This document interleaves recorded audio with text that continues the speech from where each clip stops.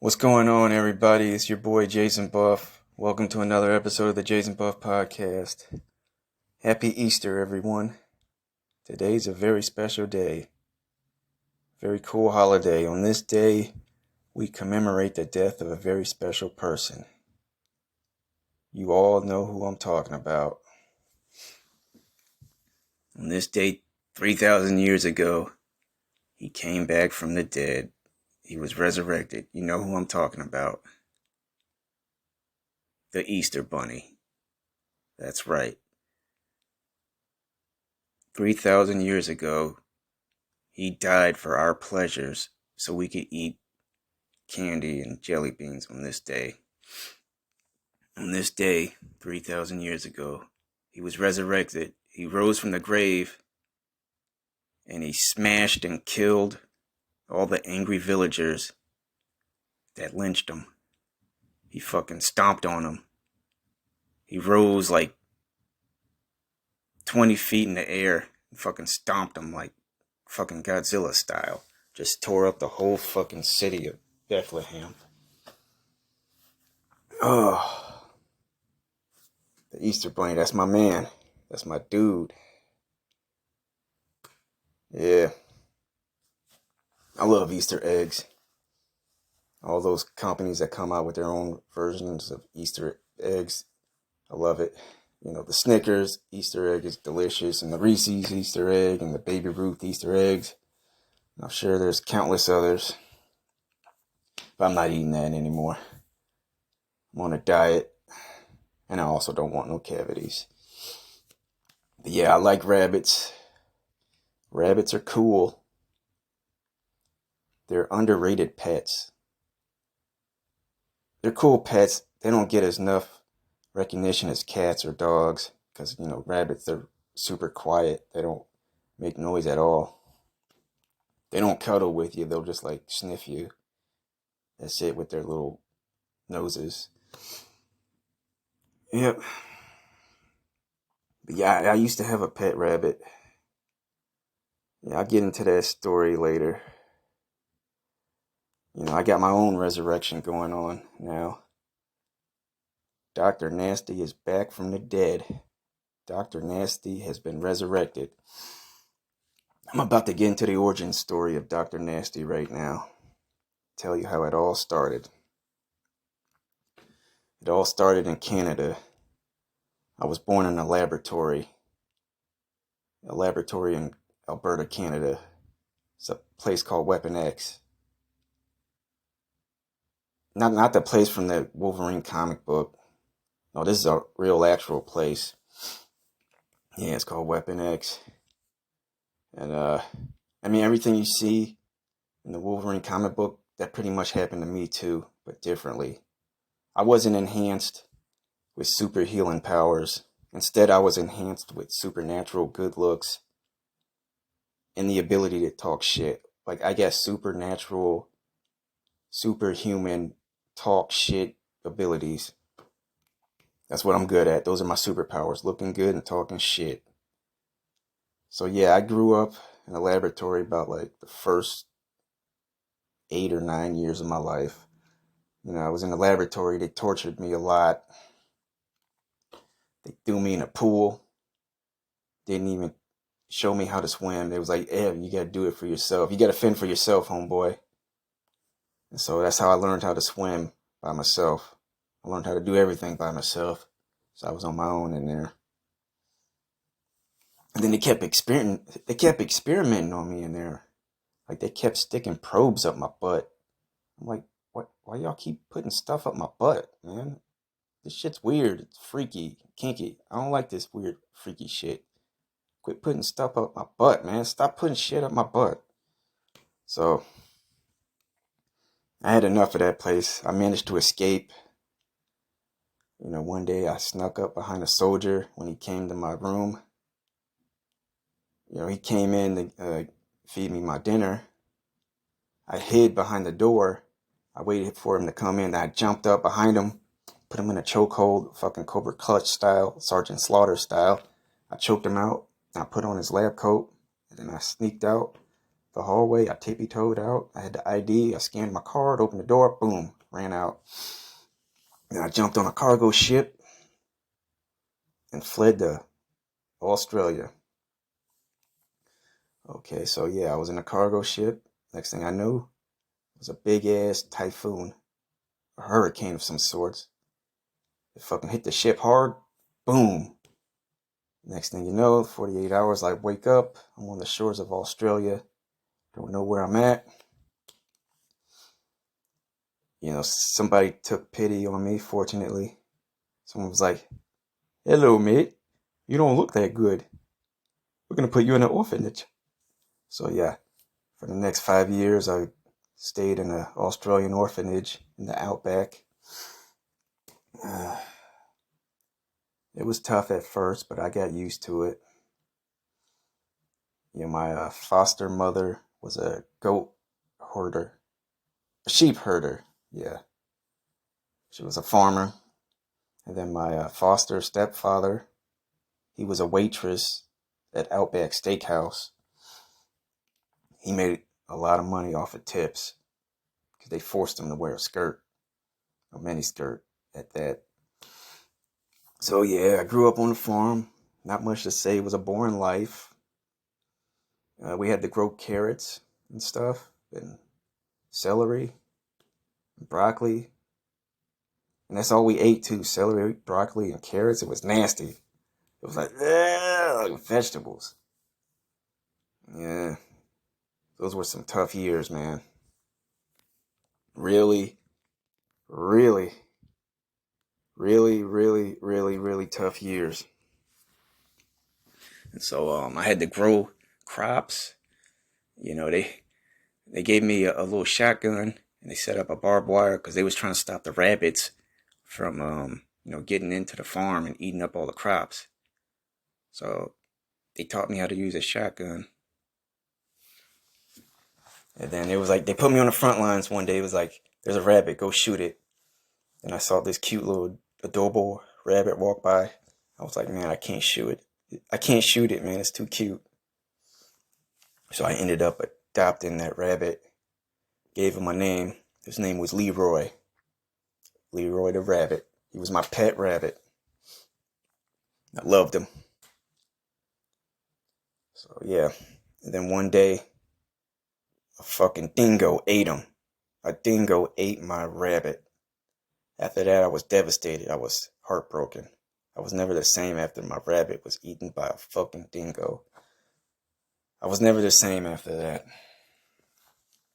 My rabbit was gone. Then I was under pressure from my stepfather. He wanted me to work at Outback Steakhouse with him. He wanted me to follow in his footsteps and become a waitress and wear a miniskirt and survive off tips. I'm like, no, I can't do that. I ain't going out like no punk bitch. So around that time, I developed an interest in pro wrestling. You know, I watched a lot of wrestling back then, a lot of WWE stuff. Yeah, I was really into it. And so one day I was like, you know what? Fuck it, I'm going to sign up for a wrestling school. I'm going to go to a wrestling academy. So I went to the biggest wrestling academy in Australia, Big Bubba's Workout Wrestling Camp. I went up to Big Bubba. I was like, "Bubba, I'm going to join your camp." Then he was like, "Oh, you can't join, mate. You ain't ready. You're too young. You're too small." Then I was like, "Well, what you want me to do, man?" He was like, You got to go overseas, man. You got to go to Japan, become a sumo wrestler, or Turkey. And I was like, "Okay." He was like, you got to go over there, man. You got to work up some experience." He was like, it was either Turkey or Japan. I was like, "All right, I'll go to Turkey and become a sumo wrestler, and I'll be back and I'll show you." So I hop on another cargo ship and I go all the way to Turkey. Wait, excuse me, it's not called Turkey anymore. I think it's called Turkey. Yeah, it's pronounced Turkey. So I went to Turkey to become a Turkish sumo wrestler. But when I went there and I signed up for a wrestling school, it was a different sport. It wasn't sumo. It was actually called Turkish oil wrestling. It's a completely different sport. Somehow there was a misunderstanding when I was talking to Big Bubba, because of that thick Australian accent. It got lost in translation. Um, there's no sumo wrestlers in Turkey. It's oil wrestling. It's a real sport. It's legit. You can look it up on Google or YouTube. It's a bunch of big fat dudes all greased up in oil, and it's real slippery. A real slippery sport. They wrestle each other in the grease, and they sometimes to get a leverage on their opponent, they'll grab their junk, like their nutsack, to get for an advantage. So that happened to me when I was doing the oil wrestling. It was like, first you got to get oiled up. I was like, hey man, you ain't gonna grease me up, man. I ain't with this freaky shit. It was like, you gotta do it, man. I was like, all right, grease me up, Sonny. So he greased me up. And I went to the mat. Well, it wasn't a mat, it was really just some dirt. It was like a ring carved in some sand. Went after my first opponent. Boom, just slammed him. And after that, the rest was history. I became a champ over there. I was like the undisputed oil wrestling champ. Things were good, but, the sport wasn't for me. I don't like dudes greasing me up and grabbing my junk. It's like everywhere I go, someone's trying to either stick something up my butt or grab my junk or grease me up. I'm like, I can't live like this no more. I gotta do something else. So I left Turkey. I went over to Sweden for a while. I went to Sweden. I was working in a chocolate shop. I almost developed diabetes over there because I was getting free candy all the time after work. That was a tough time in my life. I developed a candy addiction. So it was like I was selling and using candy. That's right. I was selling it and then eating it myself, the leftovers. It was a difficult life, man. I had to go to rehab for candy addiction. You know how embarrassing that is? It's rough, man. Breaking the candy addiction. Man, that's the hardest thing I ever had to do in my life. So while I was at rehab, there was all these other guys talking about their addictions. I met another guy who had a candy addiction.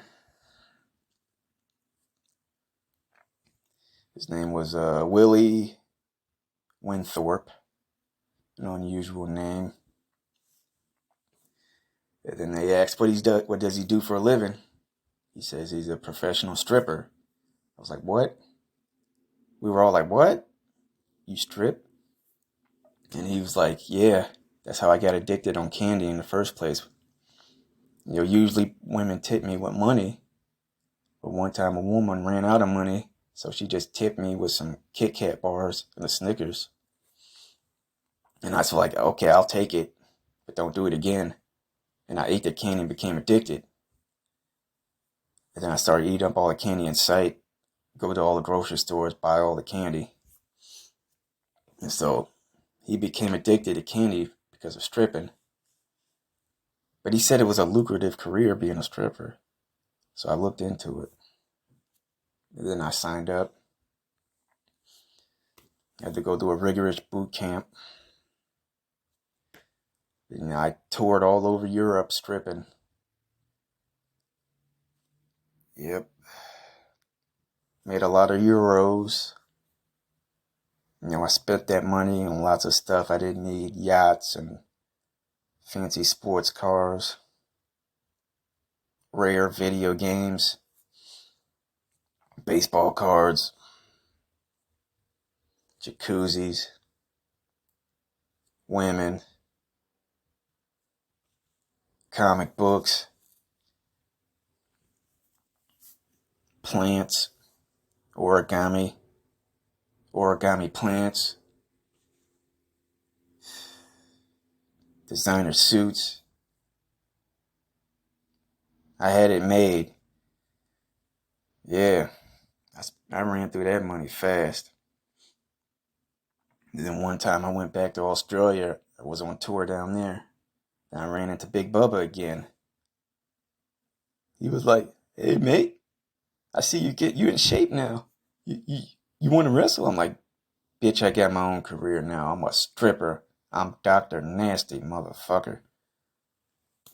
He was like, "Okay."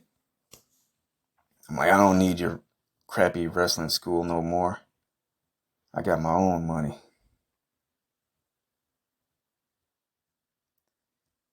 Yep. All right. That was the first part of the origin story of Dr. Nasty. All right. That's my time, folks. See you next time on the Jason Buff Podcast.